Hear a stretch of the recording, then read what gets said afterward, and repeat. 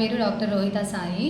నేను కొత్తగా మన నకరికల్ ప్రాథమిక వైద్య ఆరోగ్యానికి కొత్తగా నియమితమయ్యాను.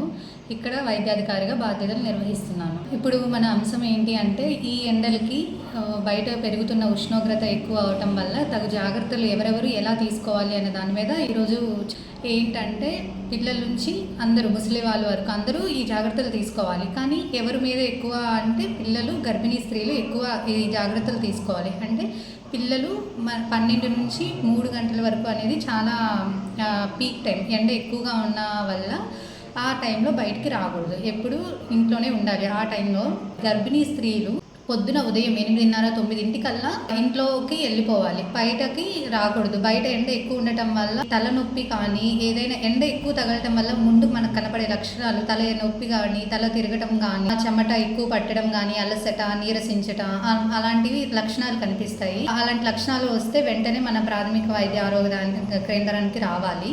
అక్కడ ఓఆర్ఎస్ అవి మనం ఇస్తున్నాము, ఓఆర్ఎస్ తీసుకోవాలి.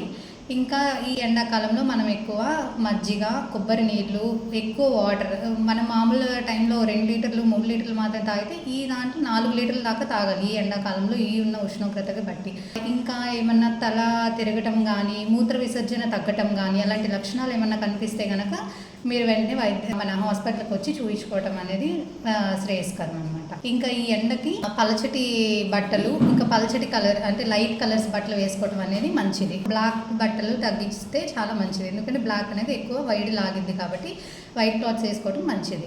గర్భిణీ స్త్రీలు చేయాల్సిన పనులతో పాటు ఏదైనా 8 ఇంట్లోపులు చేసుకొని వాళ్ళు ఎక్కువ మన రెస్ట్ తీసుకోవటం మంచిది. ఎక్కువ కదలికలను అవి అబ్జర్వ్ చేసుకోవటం, బ్లడ్ పరీక్షలు అవి చేయించుకున్నప్పుడు అవి ఎలా ఉన్నాయి దాన్ని చూసుకొని ఈ ఎండాకాలంలో అవి చూసుకోవడం అనేది చాలా మంచిది. ముసలి వాళ్ళు కూడా ఈ ఎండకి బయటికి రావటం అనేది అంత మంచిది కాదు. డీహైడ్రేషన్కి అయితే గుండె సమస్యలు వచ్చే అవకాశం ఉంది కాబట్టి ఇంట్లోనే ఉండి వాళ్ళ పనులు చేసుకోవాలని సూచిస్తున్నాను.